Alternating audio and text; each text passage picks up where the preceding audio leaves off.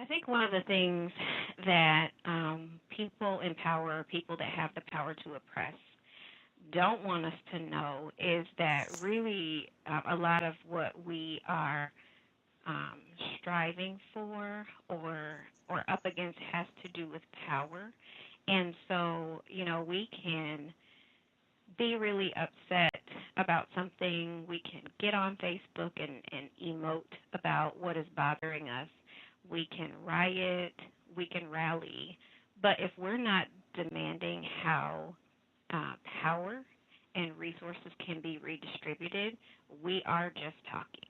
And I feel like some of the things that I've seen, even in the last few years, like Black Lives Matter, and I love the Black Lives Matter movement, but like that, we are expressing that we have some discontent, and we are responding to the things that are frustrating to us, but we're not demanding that anyone do anything differently. We're not demanding that anyone give up their power, and we're certainly not demanding that power and resource get redistributed. The other thing that I think that we're facing that may be even completely invisible to us is what I think of as divide and conquer tactics. And so one of the things that I see happening is that, when for example, President Barack Obama was in office, he, I think, helped us to make many strides around this notion of identity politics. Who I am and who I identify as matters. And that, kind of through a targeted universalism approach, that we could boldly say that certain things are not working for black and brown people, and that specific policy change and other strategies should be used, and it's okay to say that they should be used to correct some of these wrongs, to fill some of these gaps, to close some of these gaps. What we're witnessing right now is kind of the backlash from that.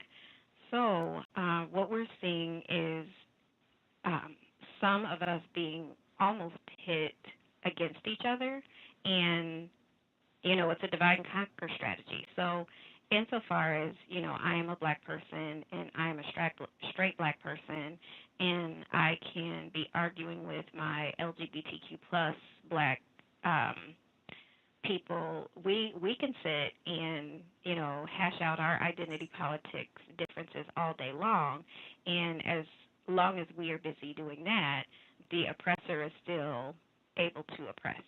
Or my black Republican friends and I can differ along all kinds of policy lines, and insofar as we are busy just nitpicking at each other, there is no requirement on anyone who is holding power and keeping black folks in the conditions that they're facing to do anything different.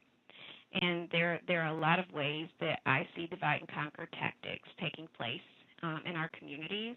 And again, we sometimes get so busy and distracted fighting amongst each other that we aren't realizing that we have a common adversary, common issues, and that if we only just stop for a moment to think about the power brokers